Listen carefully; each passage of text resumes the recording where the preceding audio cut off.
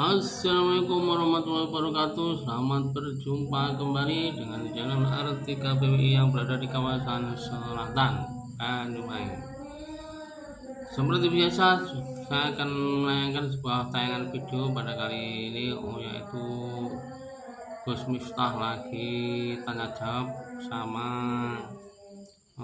penonton. Langsung kita tonton videonya. Saya akan menanyakan, kalau misalkan jadi istri ketiga itu gimana, Gus? Harus minta izin dulu ke istri. Ngomong jalukmu piro? Gimana, Gus? Harus minta izin dulu ke istri tua atau gimana? Di dalam Islam tidak ada syarat seorang laki-laki menikah lagi harus mendapatkan izin dari istri. Ditimbang dulu umurmu berapa, Dil? Aku umur tahun ini 26. Oh, 26. Ya. Masih nom, santai saja. Oke. Kayak nggak ada pria lain, Dil. Oke, boleh. Kalau sama Gus boleh nggak?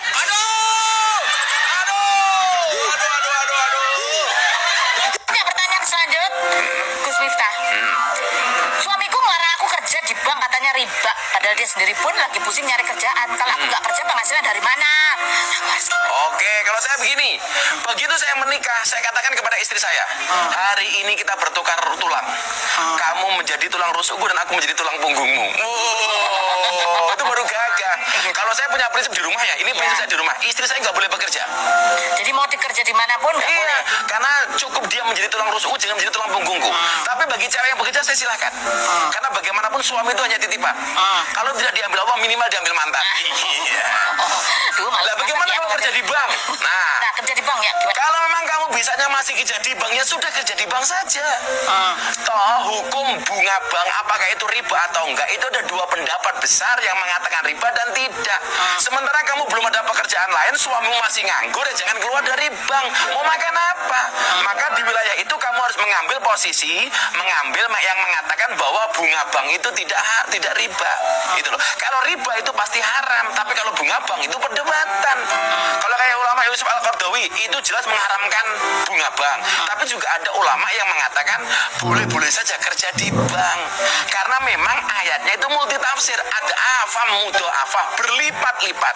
Yang dimaksud berapa kali lipat? Itu ada perdebatan. 100 kali lipat kah? 50 kah? 25 kah? Atau 10 kah? Maka ada ulama yang masih membolehkan. Ingat ya, kalau riba pasti hukumnya haram, tapi kalau bunga bank belum tentu riba. Belum tentu haram. Jadi lihat kondisinya dulu karena memang ada pendapat yang berbeda Ya juga. berbeda. Oh kamu nggak kerja, suamimu nggak kerja malah keluar dari bank akhirnya kere. Ya salahmu dewe. Tapi sebaiknya ya suaminya lah ya jadi tulang punggung gitu kan. Mohon pencerahannya tip sing meredit. Ada orang miskin suami istri. Kewe ku ada. Pakaiane gantian sing lanang karo sing wedok. Lah sing lanang salat sing wedok udo, sing wedok salat sing lanang udo. Dadi lah sing lanang salat sing wedok kewer-kewer. Sing wedok salat sing lanang gondal-gandul. Akhirnya apa? Minta sama Nabi Musa. Musa, doakan saya supaya saya kaya. Akhirnya Nabi Musa berdoa, ya Allah berikanlah rezeki yang banyak kepada dia. Allah jawab, tak kasih rezeki. Tapi rezeki itu hanya bertahan 1 tahun toh. Setelah 1 tahun rezekinya hilang. Akhirnya suami istri yang miskin dikasih rezeki sama Allah. Begitu dikasih rezeki, apa yang mereka lakukan? Setiap hari rezeki mereka dibagikan kepada panti asuhan, pondok pesantren, fakir miskin. Setelah berjalan setahun, ternyata dia tidak miskin seperti yang dikatakan oleh Allah. 2 tahun tetap kaya, 3 tahun tetap kaya. Akhirnya Nabi Musa penasaran, tanya sama Allah, Tuhan, engkau mengatakan, katanya engkau memberikan rezeki kepada dia hanya 1 tahun. Ini kok sudah 3 tahun dia tetap kaya. Apa jawaban Allah? Musa, mana mungkin aku mencabut rezeki dari hambaku sementara hambaku mau berbagi dengan saudara. Ternyata apa? Gara-gara saudaranya tiap hari yang tadinya dia kejatah kaya cuma setahun, sampai akhirnya mereka meninggal tetap dalam keadaan kaya. Gue pengen sugih, caranya ngono kuwi koyo mbah iki sugih banget 7 turunan, tapi saya keturunan nomor 8. Gus mau nanya, kan kerjaan saya setiap hari tuh minum ya. Nah, pertanyaan saya tuh kalau misalnya saya mau sholat, kan posisinya sedang mabuk toh. Apakah harus mandi besar kayak keramas? Apa cukup dengan wudhu gitu? Kalau saya baca di Google tuh kayak ada yang ngomong tuh bisa wudhu aja gitu, nggak usah mandi besar gitu. Apa sih penyebab mandi besar itu? Satu, kentu matamu kentu.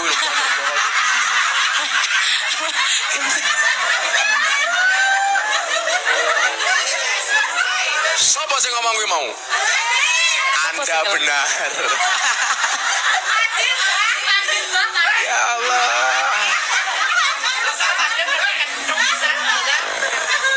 Iki ngomong ada bocah-bocah YouTuber dari subtitle nanti.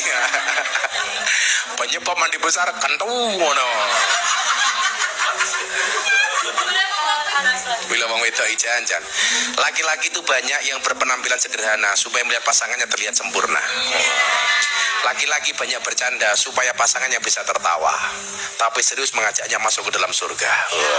Tapi kadang-kadang balasnya perempuan apa? Saka Yogya nganti tekane Wonosari, wong wedok saiki seneng nglarani. Wis tak korbanke waktuku. Saya ngarani tuh wong lanang. Wong wedok kan dilarani. Oh, itu dilarani kok tanduk. Jadi Mbak Sonia coba kita lihat apa penyebab mandi besar. Satu, jelas karena hubungan badan, baik dengan suaminya maupun dengan suami tetangga. Lah iya toh itu loh. Apalagi insal keluarnya mani, baik melalui mimpi maupun dilakukan sendiri. Wow, Fadil langsung wow itu. Jadi saya ingat dulu Abah kan punya acara di radio namanya Kolak Khotbah dan Lagu bersama Gus Miftah di Setar FM. Subuh-subuh tanya begini, Gus, tadi malam saya mimpi jinabah bulan puasa ini Ramadan. Saya bangun setelah subuh. Puasa saya batal apa enggak? Enggak, mimpi kok siang hari aja enggak batal. Tapi itu Gus, begitu bangun saya belum puas tambahin sendiri. Matamu ya batal aku ngono. Ono wae. Nyabut. Hati-hati. Laki-laki yang suka onani maupun perempuan yang suka masturbasi biasanya telapak tangannya banyak tumbuh rambutnya. Lihat delok lah. Kok yang delok. Waduh.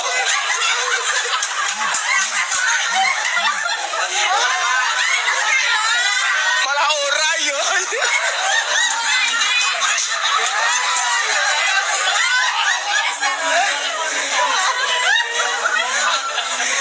Ya mau mendasku. Terus apa lagi? Minal haidi. Kamu haid ya bulan itu. Begitu selesai mandi besar. Kemudian apa? Dari istihadoh dan wiladah nifas. Itu ada enggak orang mandi besar yang disebabkan karena minum alkohol? Enggak ada. Mau sholat ya sholat saja, wudhu. Tapi lah aku mantepnya keramas sadus, silakan. Tapi sah enggak? Sah. Diterima apa enggak? Bukan urusan saya karena katanya saya bukan kan panitia 40 hari nggak diterima kalau salatnya. Kalau itu hadisnya orang normal. Oh iya. Lah kamu kan abnormal. Kalau kamu sholatnya nunggu nggak mabuk, sholatmu kapan? Wong tiap hari kamu mabuk. Tetaplah sholat walaupun kamu masih mabuk. Jangan berhenti sholat walaupun kamu mabuk. Diterima nggak Gus Miftah bukan panitia, pahala ditompo ditompo yang penting aku sholat. Takdir terbaik seseorang itu bukan karena dia punya Alphard, bukan karena dia punya hotel mewah, bukan dia punya rumah yang megah, tetapi takdir terbaik itu adalah ketika kita ditakdirkan bisa sujud dan sholat. Tetap sholat Sonia, subuh wudhu Allah.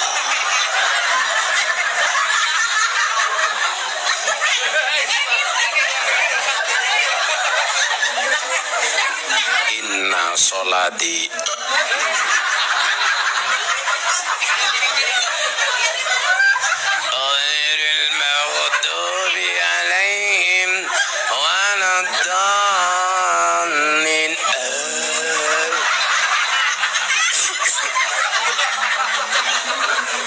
bukan kok mempermainkan sholat ya. Tapi kan memang keadaannya orang mabuk seperti itu. Itu saya hargai. Dia mabuk aja masih ingat dengan Tuhan. Kan keren. Bener gak? Betul, Bang. Wong sekarang yang sadar saja banyak yang lupa Tuhan, yang lupa sholat. Kok kamu mabuk masih ingat sholat? Itu keren. Sementara banyak orang yang tidak mabuk tapi juga lupa sholat. Sonia sholat. Insya Allah Kamu punya mukena? punya. Alhamdulillah.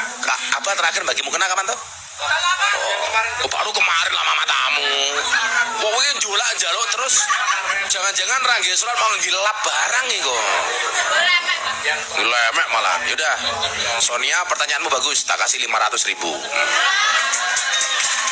Nah, Sonia.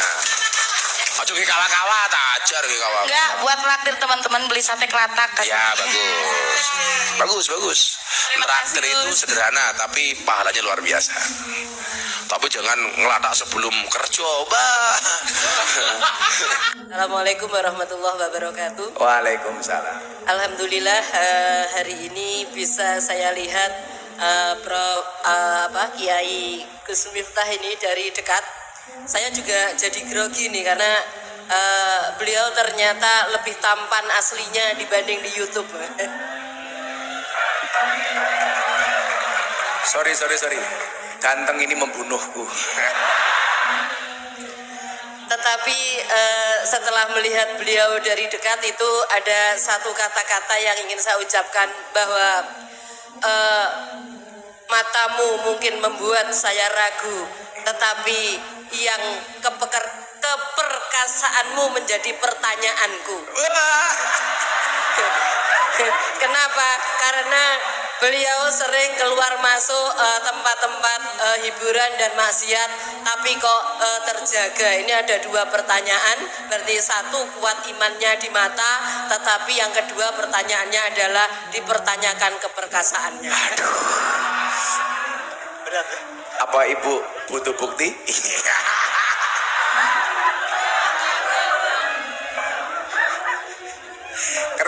keren bu. Atau mungkin yang ketiga bu, nggak normal ya bu ya. Karena normanya para dosen misalnya kalau mengikuti Gus Miftah, saya yakin tidak kuat. Itu tadi sudah di dalam pasti tidak bisa keluar. Itu untuk para dosen. Tapi Gus Miftah luar biasa. Jangankan dosen ke lokalisasi bu, dosen ibu aja nggak tahan. Bu siapa namanya tadi? Bu siapa bu? Saya Ida Umami. Bu Ida Umami, masya Allah. Terima kasih Bu Ida atas roastingnya. Kemudian Gus, tadi Gus menyampaikan bahwa radikalisme itu berawal bisa dari pintunya adalah dari radikalisme kebencian terhadap pimpinan ya. Nah, bagaimana nanti saya ingin mendengar uraian Gus Miftah terkait bagaimana kemudian kita atiullaha wa atiur rasul wa ulil amri minkum itu kemudian menjadi pintu masuk kita memberantas radikalisme dan sejauh mana kita kemudian bisa atiung terhadap ulil amri. Ini mungkin perlu kita dengar. Tapi kalau di IAIN Metro Gus Miftah ini Bu Rektor ini pimpinan yang luar biasa. Hampir kebaikan semua, tidak ada keburukannya, sedikit sekali. Jadi kita bangga terhadap pimpinan kita nih. Tapi saya ingin bertanya dalam konteks yang umum, gitu Gus. Terus kemudian yang terakhir Gus, saya ingin walaupun Gus Miftah ini roadshow terus di mana-mana, tetapi jangan meninggalkan di tempat-tempat itu Gus. Oh, masih Bu, tambah banyak Bu. Karena saya yakin panjenengan yang kuat, karena itu tadi dipertanyakan tadi. Keperkasaannya ya Bu ya. Jadi saya yakin bahwa seorang dokter itu bekerja di rumah sakit dan di tempat ada pandemi, bukan di tempat yang tidak ada pandemi.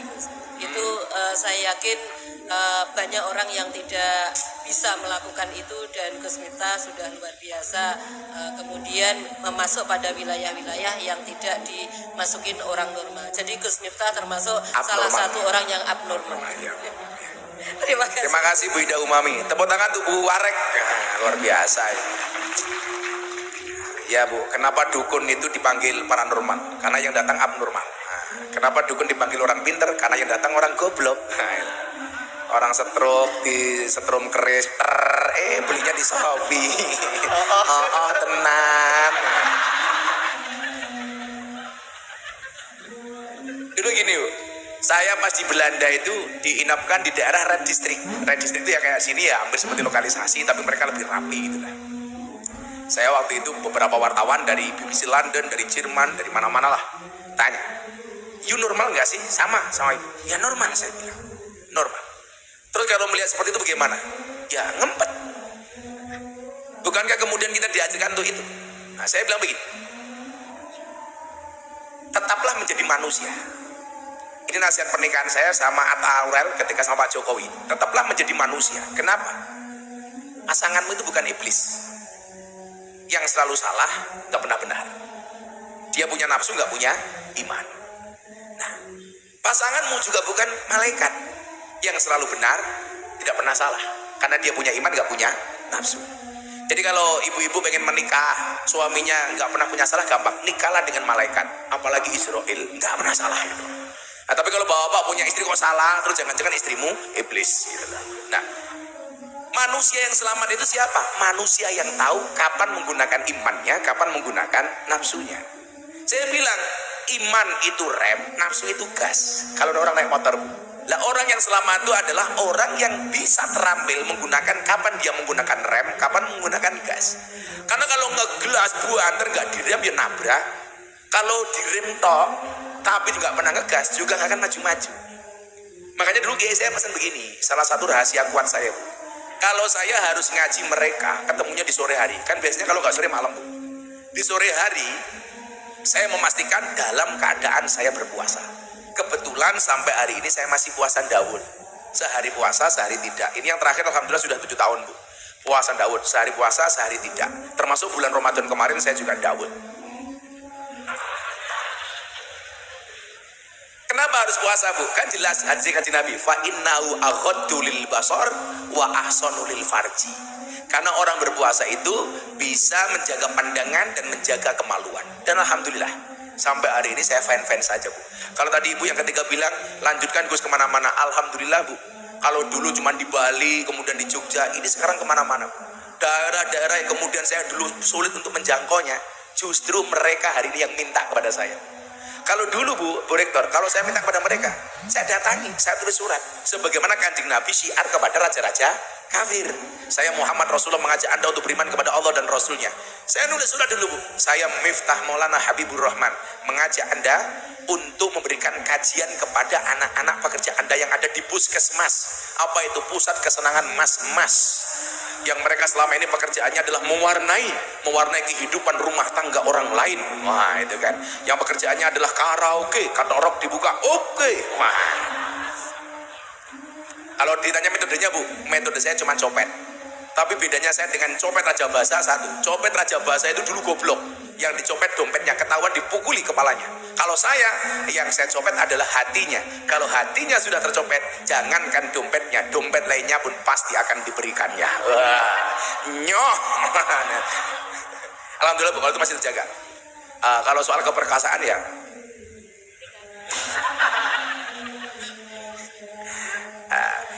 asadul jihad, jihadul hawa. Jihad yang paling berat adalah melawan hawa nafsu. Pertanyaannya, kenapa kalau ada nafsu depannya pasti hawa? Karena yang berpotensi membuat nafsu adalah hawa. Makanya semua kasus di Indonesia itu berangkat dari hawa. Contoh Kopda Muslimin, tentara di Sumatera Tengah, membunuh istrinya kepada preman, dibayar 200 juta. Kenapa? Karena dia jatuh cinta dengan hawa. Ada polisi nih, Pak polisi di rumahnya polisi, ditangkap polisi, diperiksa sama polisi, sing mendasi polisi. Awalnya juga hawa. Makanya saya gak suka dengan laki-laki gara-gara itu. Iya, Bu. Kayak saya kemarin di Mabes Polri sama teman-teman, Gus evaluasi dong untuk Wahud Bayangkara. Kenapa, Gus? Polisi bagus, tapi saya tidak cinta dengan polisi. Tapi cintanya polwan. Polisi lanang, Ibu, begitu apa gitu. Nah, untuk yang tadi, yang soal atiullah wa atiur Rasulullah amri minkum, kecenderungannya di Indonesia itu hari ini begini, Bu. Kalau dia sudah cinta, seburuk apapun, tidak akan mengurangi rasa cintanya pada pemerintah. Tapi sebaliknya, kalau dia sudah benci, sebaik apapun tidak akan menghilangkan kebenciannya. Makanya kalau dalam mahfud itu ada bahasa apa? Wa ainu ridu an kulli aibin qalilatin wa ainu sukhti an kulli khairin tubdil masawiyah. Lah, posisi kita itu di mana? Kalau kemudian kita membaca Al-Baqarah 143, wa kadzalika ja'alnakum ummatan wasaton. Wasatiyah itu kan moderat. Artinya apa? Ya kalau salah dibenarkan. Jangankan imam negara, wong imam sholat saja belum dibenarkan kok. Kan boleh-boleh saja. Tapi memang saya memahami jadi imam negara itu berat, Bu. Jadi imam sholat loh, begitu mau ngimami sudah diprovokasi. Jangan lama-lama loh. Suratnya gak usah panjang-panjang. Lah cilokot gitu. Keluar le, ayo we. Atau kayak kemarin jamaah saya lucu lagi, Bu. Imam wong desa, Bu. Anaknya rambutnya keriting panjang. Begitu berangkat ke kota, pulang rambutnya jadi lurus. Bapaknya tanya, "Nak, kok rambutmu jadi lurus, kamu apain?" "Oh Pak, ini rambut saya mau rebonding." Rebonding itu apa? Diluruskan. Akhirnya besok hari Jumat bapaknya ngimami sholat Jumat. Begitu dia di depan tengok ke belakang, dia katakan sama makmumnya, "Para jamaah tolong softnya di rebonding." Saya bawa uang banyak, yang tanya tak kasih uang. Oh langsung saya terus sampai yes. Ya kita akonin mau berdoa pengen ngerti apa pun duit apa juga paham. Tapi positif thinking. Mau tanya, Kamu sombong nang kasual. asli atau palsu? Asli ini sombong, aslinya sombong. Aslinya nama saya Supriyatin. Terus, Nama palsunya Rosa.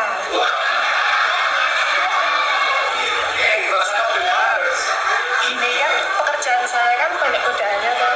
pekerjaan kamu banyak godaan. Pertanyaan saya banyak godaannya apa kamu yang menggoda? Ayo. Tergoda. Banyak tamu yang ingin jadi simpenan saya. Wale goblok. Simpanan kamu apa kamu jadi simpanan? Jadi simpenan. Terus pertanyaan kamu apa terus? Kalau gitu hukumnya gimana ya? Hukumnya apa? Halal atau jadi simpenannya? Hukum jadi simpenannya. Ya, kalau misalnya halal, halalin dong.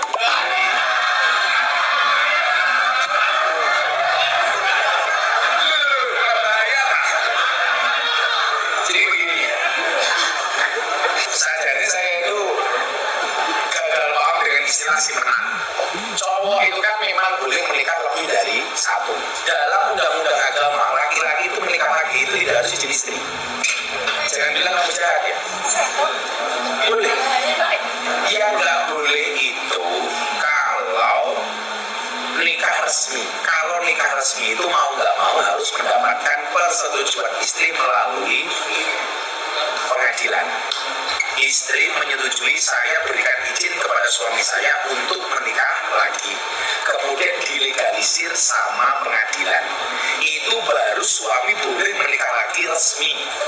Tapi kalau menikah siri, Dok, menikah agama, itu tidak harus mendapatkan persetujuan istri. Masuk. Masuk tuh, oleh saya kan masuk. Itu benar. Jadi suami itu kalau nikah siri itu tidak harus mendapatkan persetujuan istri. Yang mensyaratkan persetujuan istri itu bila ingin menikah lagi secara resmi. Nah, pertanyaan begini, simpenan yang kamu maksud itu sebagai istri siri atau sebagai selingkuhan? Kamu jawab. Kalau saya inginnya siri. Kamu inginnya siri, kamu nggak ingin.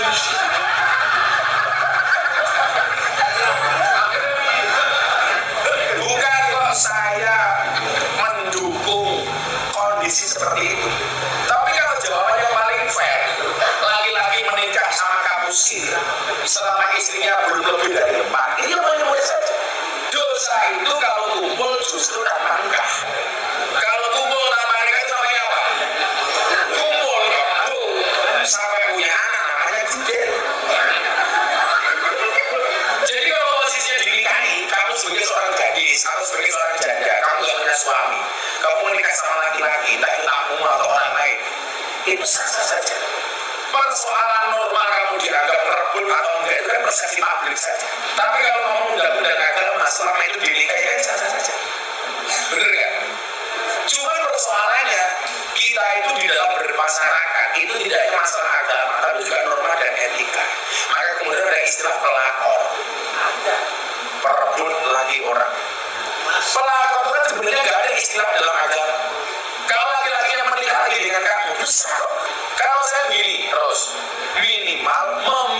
miskin kemaksiatan. Artinya kalau bisa halal kenapa haram?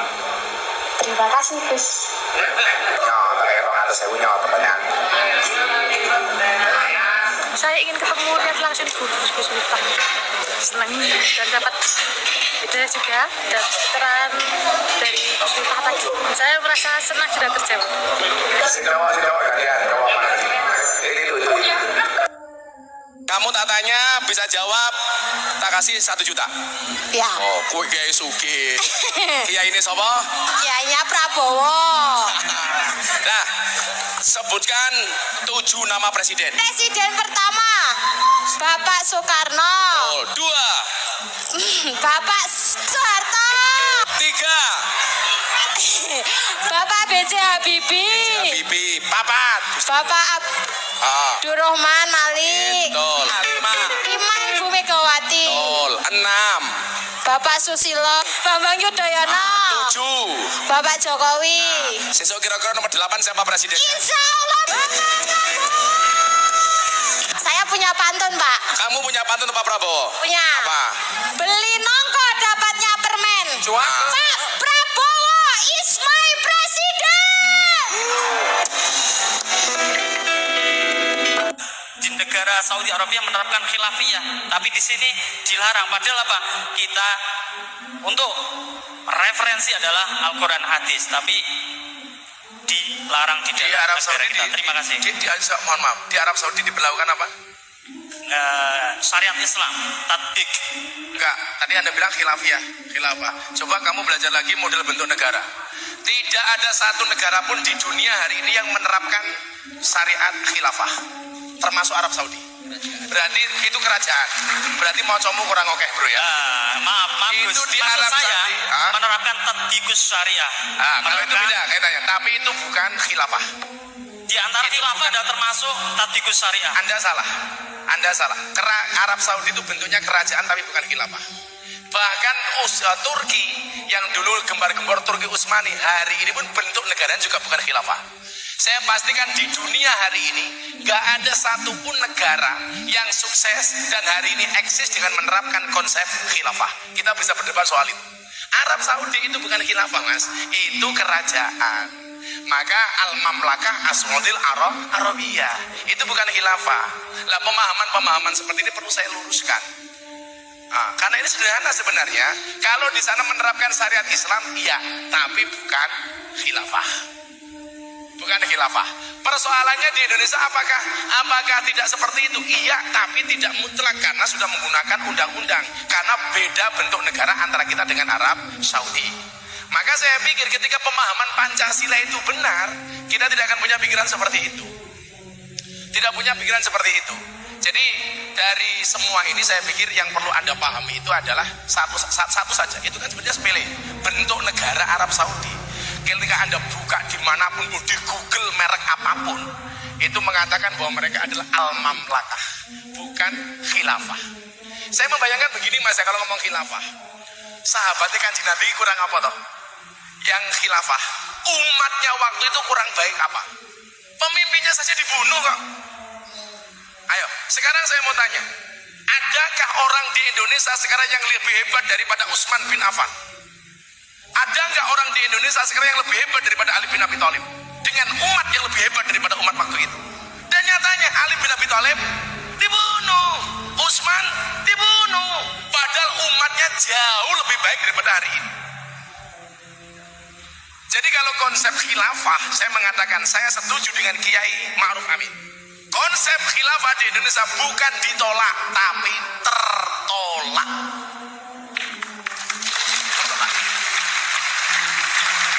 Kalau kita mau mengamalkan syariat Islam, gak usah menuntut sebagai warga negara. Oke, demikian tadi